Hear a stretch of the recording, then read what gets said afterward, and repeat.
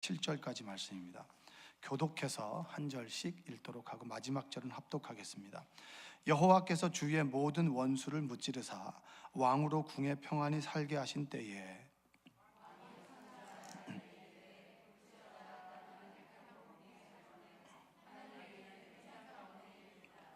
나단이 왕께 아뢰되 여호와께서 왕과 함께 계시니 마음에 있는 모든 것을 행하소서 하니라. 가서 내 종 다윗에게 말하기를 여호와께서 이와 같이 말씀하시되 내가 나를 위하여 내가 살 집을 건축하겠느냐.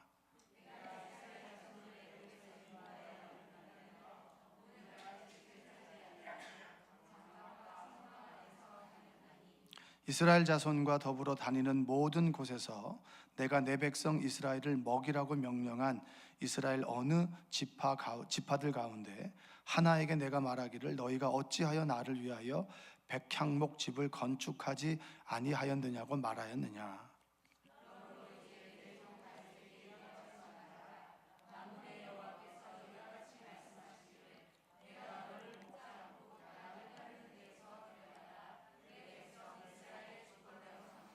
내가 가는 모든 곳에서 내가 너와 함께 있어 내 모든 원수를 내 앞에서 멸하였은즉 땅에서 위대한 자들의 이름같이 내 이름을 위대하게 만들어 주리라.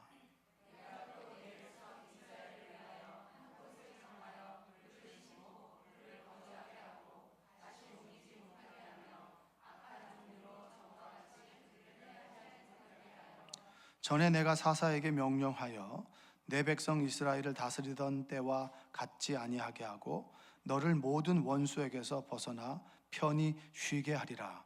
여호와가 또 내게 이르노니 여호와가 너를 위하여 집을 짓고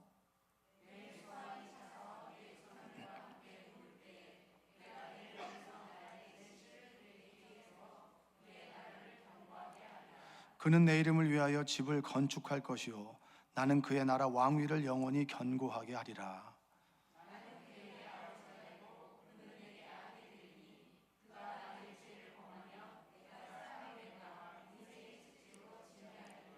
내가 내 앞에서 물러나게 한 사울에게서 내 은총을 빼앗은 것처럼 그에게 빼앗지는 아니하리라.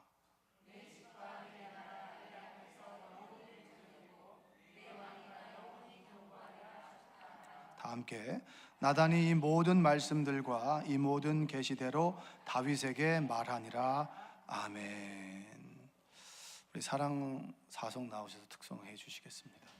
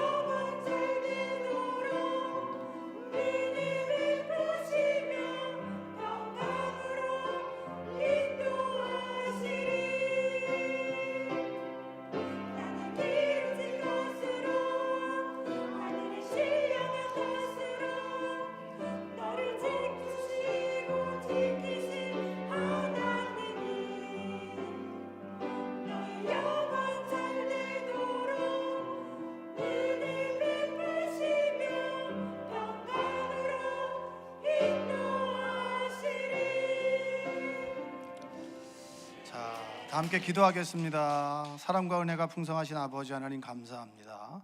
하나님께서 작은 공동체 우리 사랑사속을 주님께서 허락하셔서 목요일 저녁마다 하나님 전에 모여서 함께 예배하고 교제하고 사랑을 나눕니다. 낮에는 열심히 일하고 저녁에 귀한 시간을 내어서 속회 예배를 드릴 때마다 성령께서 위로하시고 소망을 주시고 말씀 가운데 깊은 깨달음을 통하여 날마다 주님의 성품으로 변해가는 사랑사속 되게 하여 주시옵소서.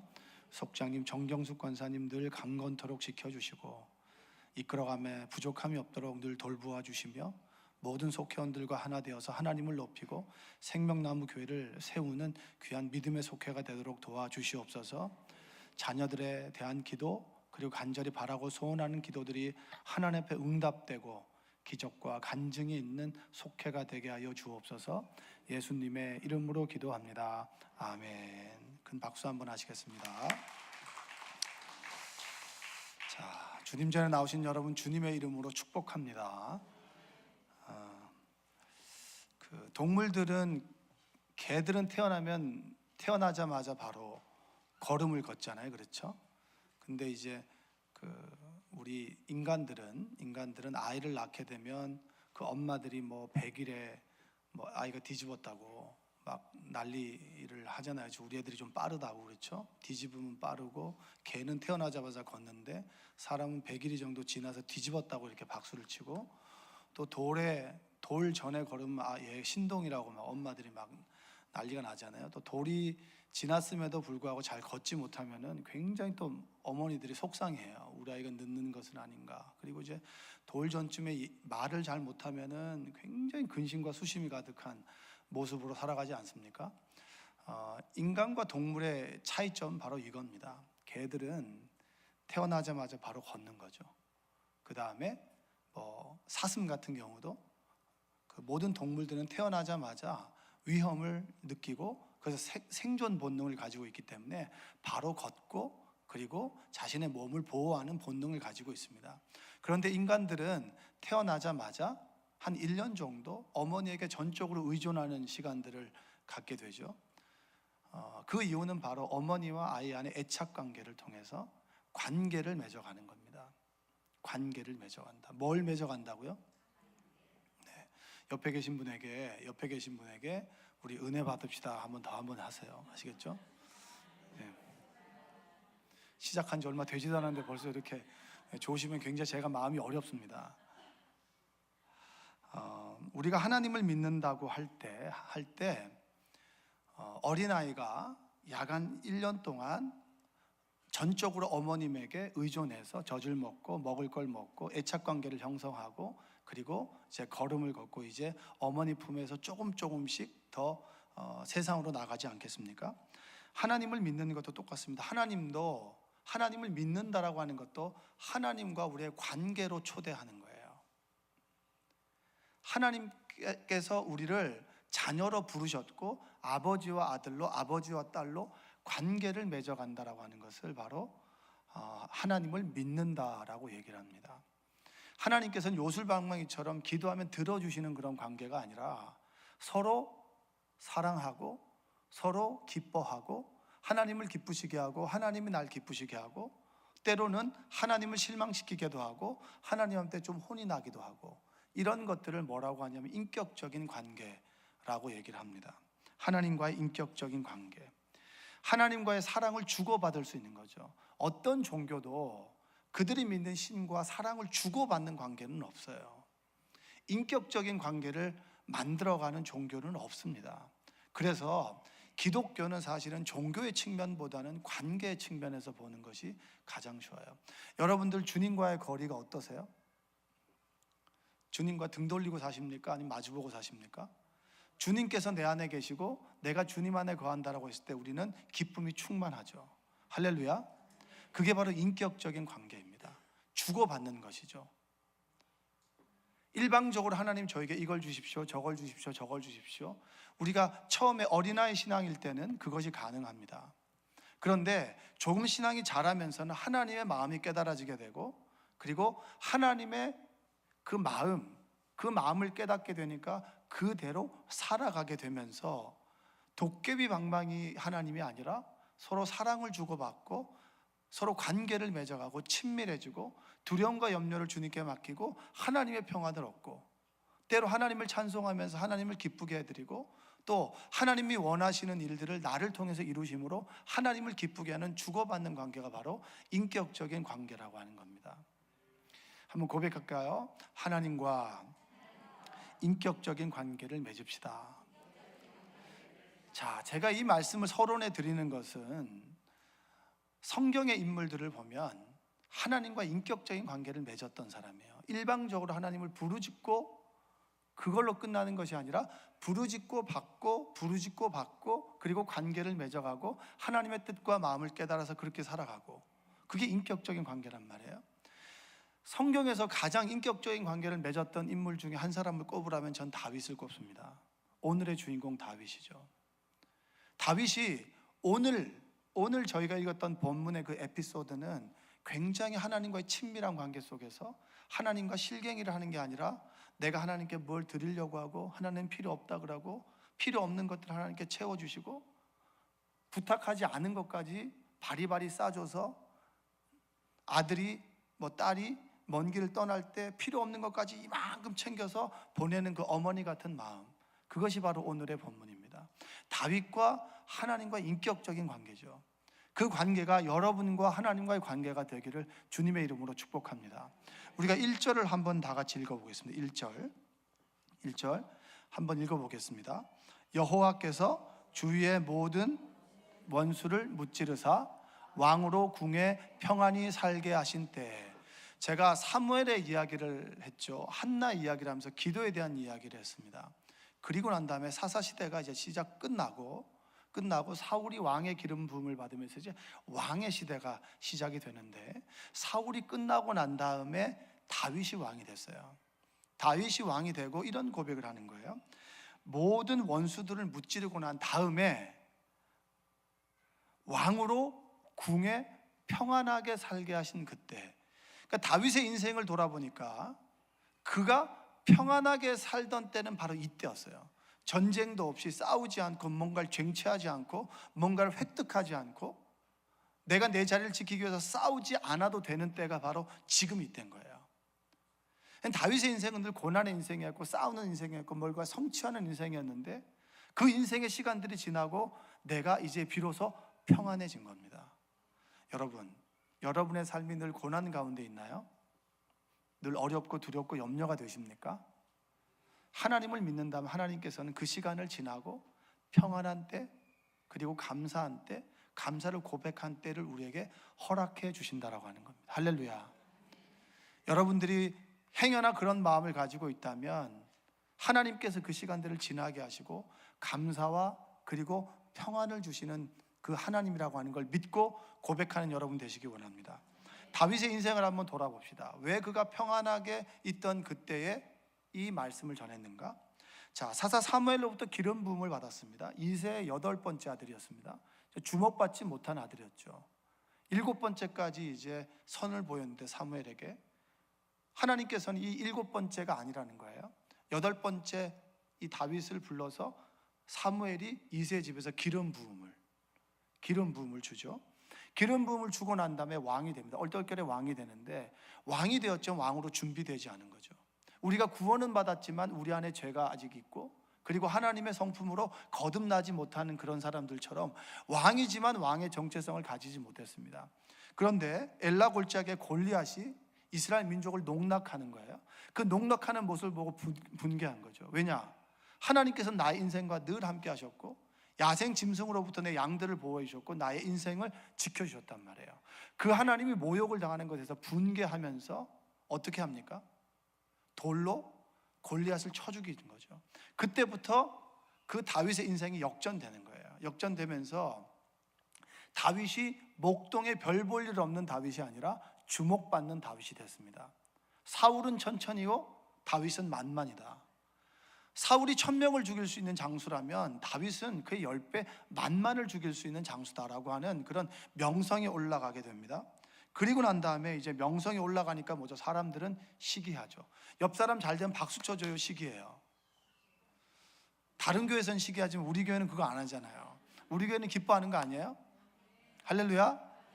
다시 물어볼게요. 여러분, 옆 사람이 잘 되면 어떻게 하죠? 네, 할렐루야. 네. 하나님은 살아계십니다. 사울로부터 이제 시기심을 받아 쫓겨가는 거죠. 쫓겨가면서 내가 왜 지금 이 광야 생활을 해야 되는가? 내가 왜 목숨을 부지하기 위해서 내가 이렇게 살아야 되는가? 얼마나 수많은 고민이 있었을까요?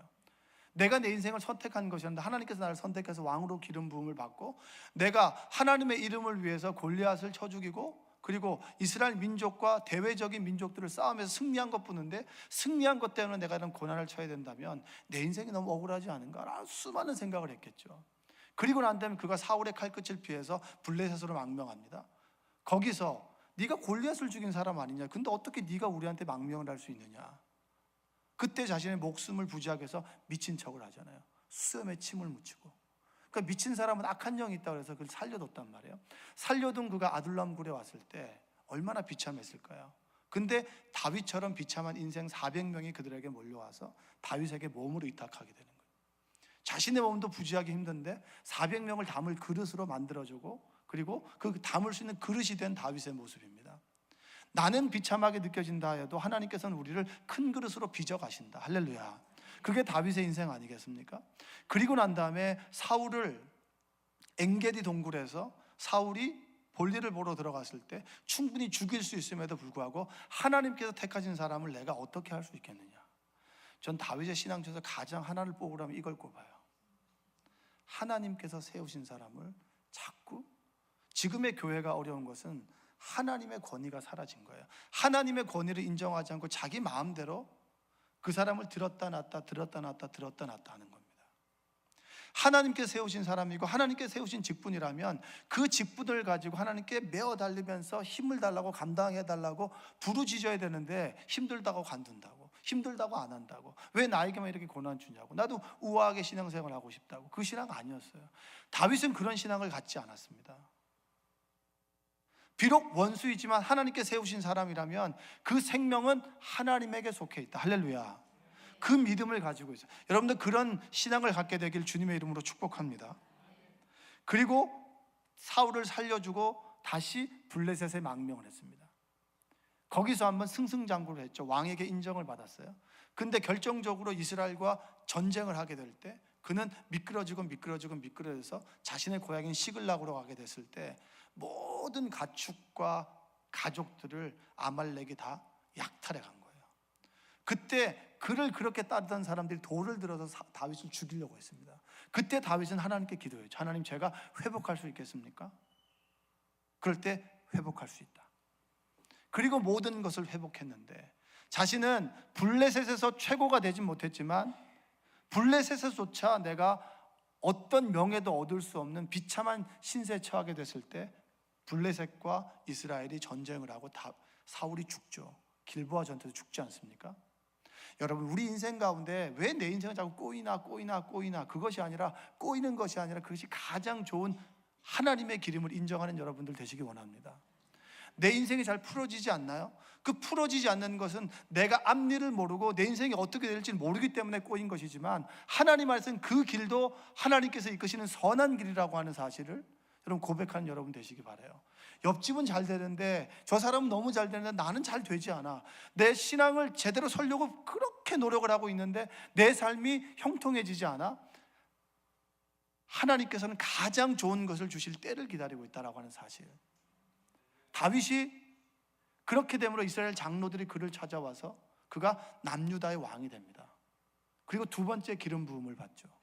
그리고 7년 6개월 동안 그가 하나님의 때를 기다리고 남유다만을 통치하게 됐을 때 북이스라엘의 장로들이 찾아와서 우리의 왕이 되어 주십시오라고 하면서 무혈로 싸우지 않고 모든 통일 왕조가 일어나게 되면서 다윗이 세 번째 기름 부음을 받게 되는 거예요. 그리고 난 다음에 다윗이 주변에 있는 국가들을 다, 이스라엘 영토를 빼앗은 국가들을 다 정복해 나갑니다. 비로소 아브라함에게 약속하셨던 민족의 역사는 애굽을 통해서 이루어졌지만 땅을 주겠다라고 하는 그 역사는 여호수아 때 이루어진 것이 아니라 다윗 때 이루어진 거예요. 다윗이 비로소 하나님의 말씀을 알았고 그리고 아브라함에게 주신 언약을 알았기 때문에 그 영토를 완전히 차지하게 되었죠. 그래서 다윗의 때 하나님의 언약이 이루어지게 되는 겁니다. 얼마나 다윗이 위대한 사람이에요. 그런 여러 가지 여정을 마치고 하나님의 언약을 다 이루고 난 다음에, 그리고 자신이 지을 다윗성을 백향목을 가지고 정말 휘황찬란하게 지어요. 그리고 어느 날 딱 돌아보니까 나는 너무나 좋은 곳에 살고 있는데 하나님에게는 저 천막 가운데 있는 거예요. 성막 가운데 있고 그 땅 가운데 있는 거예요. 수도를 예루살렘으로 옮기죠. 법궤로 옮겼지만 성막은 여전히 자신의 궁과 비교했을 때 너무 초라한 곳에 있는 것, 그것을 깨달았어요. 하나님께서 나에게 왕으로 기름 부어주시고 광야 생활 동안 내 인생을 지켜주시고 그리고 나의 삶을 인도해 주셨는데 나는 너무나 복을 받고 잘 살고 있는데 하나님은 뭐냐는 거예요. 여러분, 그런 고민해 본 적 있으세요? 늘 은혜가 부족하신가요? 늘 하나님께서 왜 이것을 주시지 않나요? 늘 불평과 불만이 있으신가요? 하나님께 받은 은혜가 큰데 내가 하나님께 돌려주지 못하는 것에 대해서 여러분 정말 회개해 본 적 있으세요? 다윗은 우리와 성정이 같은 사람인데 본성이 같은 사람이에요. 하나님께서 그것을 마음의 중심에 하나님을 사모하는 사람으로 훈련시키셨어요. 그리고 난 다음에 그와 우리의 결정적인 차이는 뭐냐면, 나는 은혜만 주세요, 은혜만 주세요, 더 잘되게 해주세요, 복을 주세요라고 하지만 복을 받은 그가 하나님을 걱정하는 거예요. 여러분들이 이러한 신앙을 본받는 그런 믿음의 직분자들 되길 원합니다. 하나님께서 나에게 주신 은혜가 너무나 큰데 내가 정말 눈물 흘리며 갈 곳을 몰라 하갈과 같은 그런 상황 속에서 부르짖으며 하나님을 부르짖었던 때가 있었지. 그런데 지금은 너무나 평안하고 감사해. 그 감사한 그 순간에도 하나님 이거 더 주세요, 이거 더 주세요 라고 하는 믿음이 아니라는 거예요. 하나님 너무 감사합니다. 그런데 제가 돌아보니까 하나님께 받은 것만 있고 하나님께 드린 것이 아무것도 없습니다. 그래서 다윗이 받은 은혜를 기억하면서 하나님, 제가 하나님께 정말 다윗성과 같은 성전을 좀 만들고 싶습니다 라고 하는 마음을 품었어요. 나단을 불렀죠. 2절 한번 읽어보겠습니다. 2절 한번 읽어볼게요.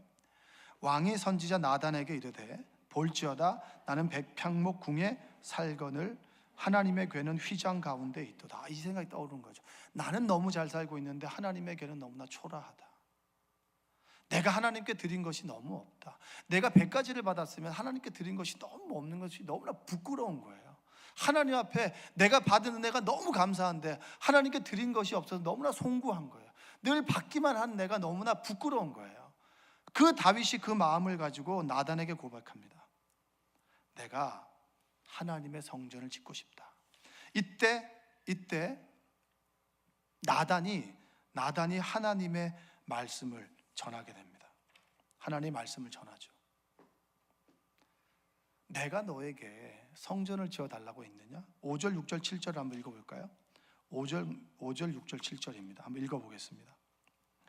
가서 내 종 다윗에게 말하기를 여호와께서 이와 같이 말씀하시되 내가 나를 위하여 내가 살 집을 건축하겠느냐? 내가 이스라엘 자손을 애굽에서 인도하여 내던 날부터 오늘까지 집에 살지 아니하고 장막과 성막 안에서 다녔나니 이스라엘 자손과 더불어 다니는 모든 곳에서 내가 내 백성 이스라엘을 먹이라고 명령한 이스라엘 어느 지파들 가운데 하나에게 내가 말하기를 너희가 어찌하여 나를 위하여 백향목 집을 건축하지 아니하였느냐고 말하였느냐. 내가 너에게 집을 지어달라고 했느냐? 이 세계가 모든 것이 나의 것인데 내가 너에게 그 집을 지어달라고 했느냐? 내가 어느 지파에게 내가 집을 지어달라고 했느냐? 이 말이 뭐냐면 내가 원하지도 않는 걸 네가 왜 해? 라고 하는 게 아니에요. 어떻게 너는 내가 원하지도 않고 요구하지도 않았는데 그런 마음을 가질 수 있니? 이 마음이에요. 내가 너에게 나는 집이 필요 없지만 나를 생각하는 마음에 내가 너에게 감동했다는 거예요. 다윗은 하나님을 감동시킨 사람이에요. 왜냐? 그는 하나님으로부터 받은 은혜가 너무나 컸기 때문입니다. 여러분들 연말이 되어가면서 여러분 올 한 해 하나님께 받은 은혜가 크십니까? 세어보았나요? 작년 이맘때 여러분은 어떤 마음이셨나요? 작년 이맘때 너무나 고난과 어려움 때문에 아파하고 힘들어 하셨나요? 근데 지금 평안하다면 얼마나 감사한 건가요? 저는 제 아내에게 같이 얘기하면서 늘 감사하다는 얘기를 해요. 하나님께서 나와 함께 해서 너무나 감사하다. 작년에 이맘때, 그 이맘때, 그 이맘때를 생각해보면 제가 여기 있는 것이 감사하고 하나님의 말씀을 전할 수 있는 것도, 또 좋은 만남을 갖는 것도, 또 하나님을 날마다 더 깊이 넓게 알아가는 것도 감사한 거예요. 어느 뉴스를 보니까 400억을 고려대학교에 기부한 그 노 부부가 계세요.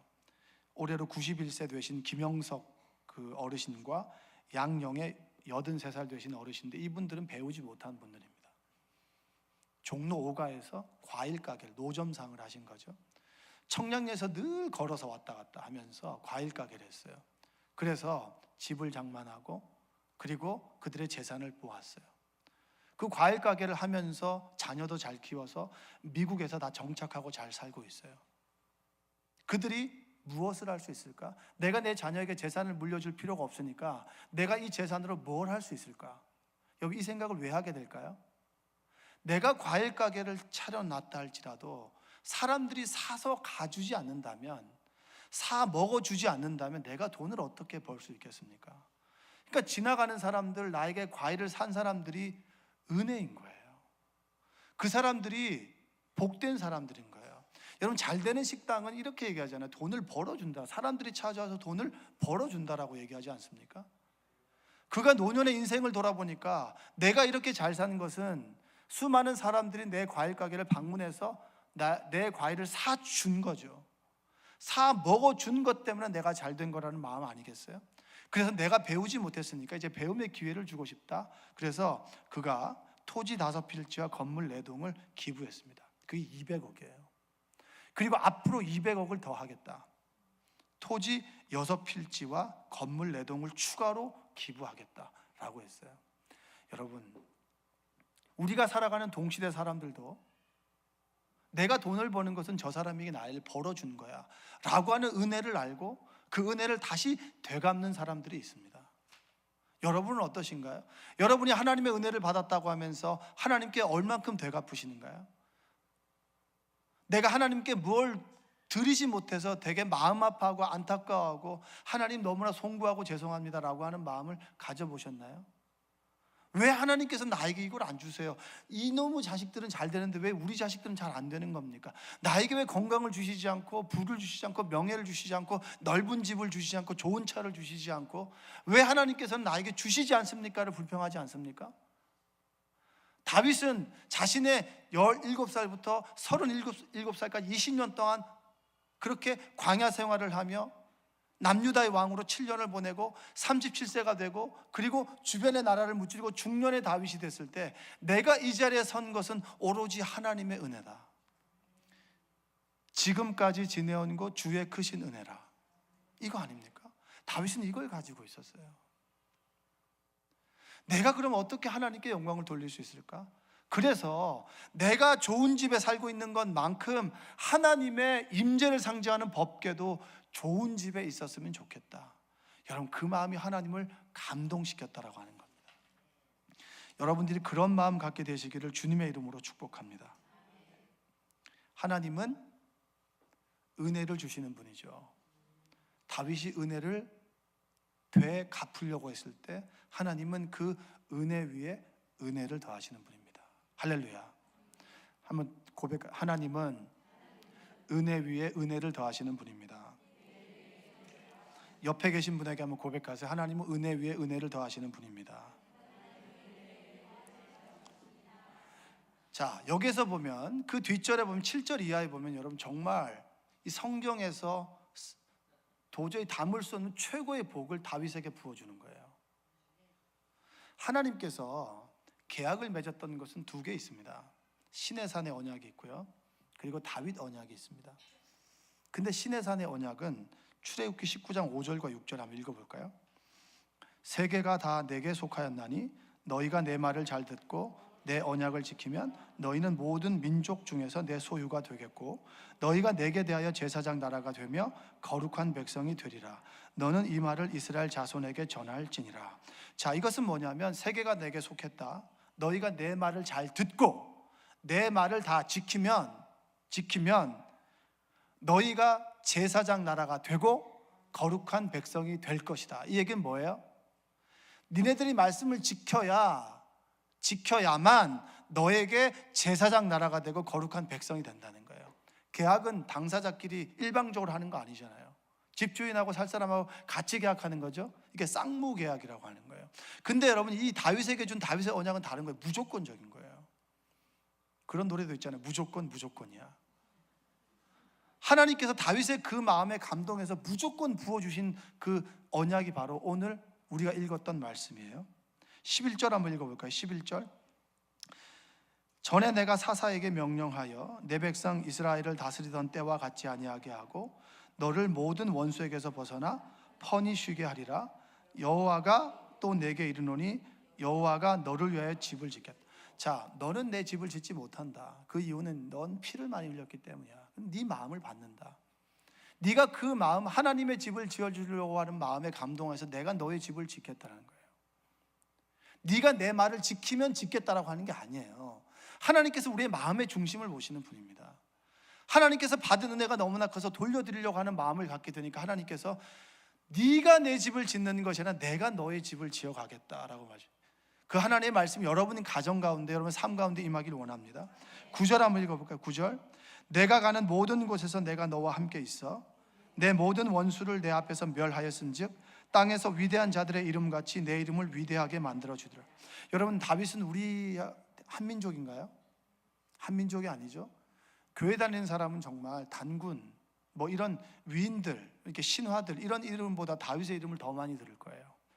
하나님께서 그 이름을 위대하게 만들어 주겠다는 거예요. 내가 너와 늘 함께 있어서 너의 이름이 정말 누구나 들어도 다윗은 위대한 사람이야. 그래서 다윗을 천년의 모범이라고 얘기를 합니다. 천년의 길을 제시했던 사람이 다윗이라고 얘기를 하는 거예요. 내 이름을 높여주겠다라고 얘기하죠. 16절 한번 읽어볼까요? 내 집과 내 나라가 내 앞에서 영원히 보존되고 내 왕위가 영원히 견고하리라 하셨다 하라. 자, 내 집과 내 나라가 내 앞에서 영원히 보존될 것이다 라고 했어요. 여러분, 가장 여러분들이 원하는 게 뭐죠? 내가 죽고 난 다음에도 내 자녀가 하나님을 잘 믿고 하나님 앞에서 평통한 삶을 살아가는 거 아닌가요? 하나님께서 그 약속을 주신 거예요. 다윗이 그렇게 원했던, 내 자녀가 하나님을 떠나지 않고 내가 만났던 하나님을 더 크게 만나며 하나님 안에서 정말 하나님을 높일 수 있는 삶을 살기를 원했죠. 하나님께서 그렇게 만들어 주시겠다라고 약속을 해 주셨어요. 그리고 그 약속이 뭐죠? 북이스라엘은 여러분 한 210년 동안 19명의 왕이에요.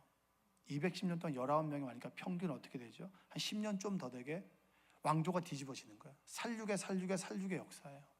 죽고 죽이고 하는 역사가 북이스라엘의 역사라면, 남유다의 역사는 21명의 왕이 19명의 왕이 350년 동안의 남유다를 통치합니다. 다 다윗의 자손이에요. 하나님께서는 역사적으로 하나님의 언약을 지켜주신 분이에요. 이유가 뭐죠?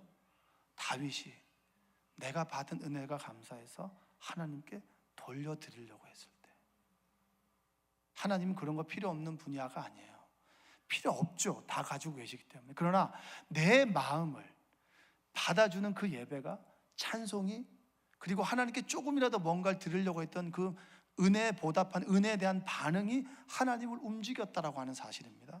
여러분들이 은혜에 대해서 반응하는 여러분들 되시기 원합니다.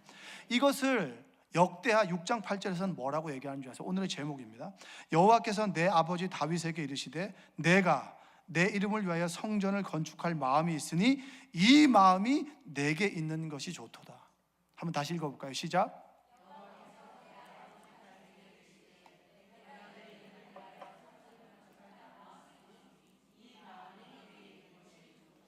하나님께서는 집을 원하는 게 아니라 그 마음이 너에게 있다라고 하는 것을 좋게 보신 거예요. 여러분들이 그러한 은혜에 대해서 반응하고, 그리고 하나님을 기쁘게 할 수 있는 믿음의 소유자가 되기를 원합니다. 제가 이제 우리 목사님하고 얘기를 하면서 제가 이런 얘기를 했어요. 우리 교회 규모에서 캄보디아를 땅을 사고 학교를 지어간다는 거에 대해서 제가 계산적으로 봤을 때는 단위가 큰 거예요. 단위가. 제가 여쭤봤더니 그런 얘기 하시더라고요. 내가 목회를 하면서 하나님께 받은 은혜가 너무나 크다. 그래서 그 은혜를 갚고 싶다. 내가 하나님께 받은 은혜가 크고 내가 이렇게 잘 사는 것은 하나님께서 나에게 복을 부어주시고 그리고 내 믿음 위에 하나님의 은혜를 베푸셔서 내가 이렇게 잘 된 것인데 내가 그 은혜를 캄보디아에 갚고 싶다는 거예요. 여러분들 꼭 이렇게 선교하자 그러면 꼭 그런 얘기를 하는 사람들 많아요. 우리도 국내도 어려운 사람이 많습니다. 이것은 여러분 유사일에 인류가 있는 그때부터 계속해서 반복되는 얘기예요. 네? 근데 여러분 해외 선교 안 하는 사람들은 국내 선교도 못해요. 내 가까운 사람을 돕지도 않는 사람이 멀리 있는 사람들 돕지 않을 뿐더러 멀리 있는 사람들을 그 마음을 가지고 돕지 못하는 사람은 가까이 있는 사람을 절대 돕지 못해요. 우리가 우리의 삶에 다윗이 받은 복을 받지 못하는 이유는 하나님의 뜻을 모르고 하나님께서 받은 은혜를 되갚아주는 그런 은혜에 대한 반응이 없기 때문입니다. 여러분이 왜 캄보디아를 위해서 기도해야 되는 줄 아세요? 여러분 캄보디아를 통해서 여러분의 복이 다윗에게 줬던 복이 캄보디아를 통해서 여러분에게 흘러갈 줄로 믿습니다. 우리가 캄보디아를 선교하는 것이지만 하나님께서는 우리에게 복을 주시는 거예요. 근데 그것을 모르고 여러분들은 불평과 불만을 하고 그것에 대해서 부정적인 반응을 하는 분들이 없을 줄로 믿습니다. 여러분 하나님의 축복은 하나님의 마음이 있는 곳에 우리가 은혜에 대한 반응을 할 때 하나님께서 우리를 축복해 주시는 거예요. 여러분에게 마음에 들지 않는 사람 뭐 하는 거죠? 축복해 주는 거죠. 그 축복이 우리에게 오는 겁니다. 저는 생명나무교회가 캄보디아를 선교하는 것에 대해서 굉장히 감사해요. 이 말씀을 준비하면서 저에게 주신 확신의 말씀이에요. 우리가 캄보디아를 섬기지만 하나님께서는 캄보디아를 통해서 우리에게 복을 주신다는 거예요. 네 이름을, 네 집을, 너의 자녀를 절대 떠나지 않게 할 것이다. 그리고 그들이 하나님을 떠난다면 사람의 매와 인생의 채찍을 가지고 그들을 징계해 다시 돌아오게 할 것이다. 그게 뭐예요? 70년의 포로 생활 아니겠습니까? 그리고 고레스 왕 때 70년이 지나고 어떻게 해죠? 다시 컴백하는 거예요. 컴백. 여러분 에스더를 아시죠? 에스더는 정말 부모 없이 자랐습니다. 사촌 모르드게에서 스라에 자랐어요. 크세스라고 하는 왕은 여러분 영화 300의 그 주인공 왕이에요. 대단하게 위용이 큰 왕이죠. 에스더가 왕비가 뭐 어떤 이 소국 우리나라 정도가 아닌 거예요. 대국의 왕후가 되는 거죠. 돌아보니까 내가 왕후가 된 것은 오롯이 하나님의 은혜인 거죠. 그때 하만이라는 사람이 모르드게를 아주 눈에 가시처럼 여기고 그가 나에게 절하지 않는 걸 보고 황제에게만 절하지 않고 다른 것에 절하는 사람들, 예배하는 사람들 다 죽여버리겠다라고 합니다. 아말렉의 후손이죠. 그리고 그를 다 죽여버리려고 할 그때 모르드게가 성 앞에서 통곡을 하고 죄를 뒤집어쓰고 통곡을 하죠. 그리고 에스더가 모르드게에게 찾아갔습니다. 왜 우느냐라고 했을 때 하만이 우리 민족을 살육하려고 한다. 너가 지금 그 자리에 있는 것은 이때를 위함이 아니냐. 그래서 에스더가 죽으면 죽으리라고 왕 앞에 나아갔죠. 왜 나아갔습니까? 내가 받은 은혜가 크잖아요. 내가 받은 은혜가 큰데 내 민족이 죽음의 위협에 있을 때 내가 나아가서 하나님께 선택하신 민족을 지켜야 되는 것이 그의 은혜에 대한 반응 아닙니까? 아브라함이 왜 복을 받았나요? 하나님께서 주신 이삭이라고 하는 은혜에 대한 반응을 보였을 때 하나님께서 그 마음을 보시고 그 마음이 내게 있는 것이 좋도다 라고 하는 심정으로 하나님께서는 그에게 복을 주셨습니다. 여러분에게 주신 사명을 대갚아가는 여러분들 되시기 바랍니다. 캄보디아를 품고 기도하는 여러분들 되시기 바랍니다. 여러분 하나님께 감사헌금 드리는 거 그거 아끼지 마세요. 아끼면 똥 돼요. 하나님께서는 내가 드리는 만큼 더 많은 것들을 복을 주시는 분이에요. 근데 그 조금 감사헌금을 드리고 11조를 드리고 하나님께 헌금 드리는 것이 아까워한다면 여러분 죄송하지만 우리가 이 세상에서 받을 복은 없습니다. 천국은 갈 수 있겠지만 하나님께서 다윗에게 주셨고 아브라함에게 주셨고 에스더에게 주셨던 복은 우리가 감히 받을 수가 없는 거예요. 왜? 하나님의 은혜에 대해서 반응하지 못하는데, 하나님에 대해서 베풀기를 너무나 인색한데, 하나님이 돈이 필요한 걸까요? 그 마음이 내게 있는 것이 좋도다라는 그 마음을 보시는데 그 마음을 하나님께 드리지 못하니 하나님께서 복을 주셔도 그 복을 받을 수 있는 그릇이 준비가 되어 있지 않기 때문에 우리가 힘들고 아프게 살아가는 것입니다. 여러분, 캄보디아가 여러분의 축복의 통로가 되는 줄로 믿습니다. 여러분의 직분이 축복의 통로가 되는 줄로 믿습니다. 여러분의 예배가 하나님께 드려질 수 있는 은혜에 대한 반응인 줄로 믿습니다. 여러분의 찬양이 하나님께 주신 은혜에 대한 반응인 줄로 믿습니다. 크게 찬양하시고 부르짖어 기도하시고 하나님께서 내게 무엇을 말씀하시고 내게 무엇을 원하시는지를 하나님의 마음을 깨달아 하나님을 기쁘시게 하는 그 마음이 내게 있는 것이 좋도다라고 했던 그 역대 상의 고백처럼 그 고백이 여러분에게 있기를 주님의 이름으로 축원드립니다. 늘 기도하실 때 캄보디아를 품고 기도하십시오. 여러분, 이원규 목사님 굉장히 이 교회에서 큰일 하셨잖아요. 이구영 목사님의 정말 어떻게 보면 가장 힘이 되었던 하나님께서 그분을 보내셨잖아요. 은혜를 갚기 위해서. 그렇기 때문에 제가 여기 있기도 하겠지만 캄보디아를 늘 품고 기도하시고 이민상 장로님 그리고 장로님 내외를 위해서 기도하십시오. 그분들을 통해서 축복이 우리에게 흘러옵니다. 지금 여기가 좋사오니 여기가 더 안락하고 더 편하게 지내기보다 하나님께 받은 은혜를 기억하고 되돌려 드릴 때 하나님께서 우리의 삶을 축복하고 다윗에게 주셨던 네 이름과 네 집과 네 자녀들과 그리고 인생의 채찍과 사람의 매를 가지고 너의 자녀들을 인도할 것이다. 그것만큼 좋은 약속이, 그것만큼 좋은 복이 어디 있겠습니까? 여러분들이 하나님께 그 마음을 돌려드림으로 여러분들의 삶에 축복이 넘치기를 주님의 이름으로 축원드립니다. 기도하겠습니다. 사랑과 은혜가 풍성하신 아버지 하나님 감사합니다. 하나님께서 귀한 말씀 통하여 깨닫게 하심에 감사합니다. 캄보디아를 품고 받은 은혜를 되갚으려고 합니다.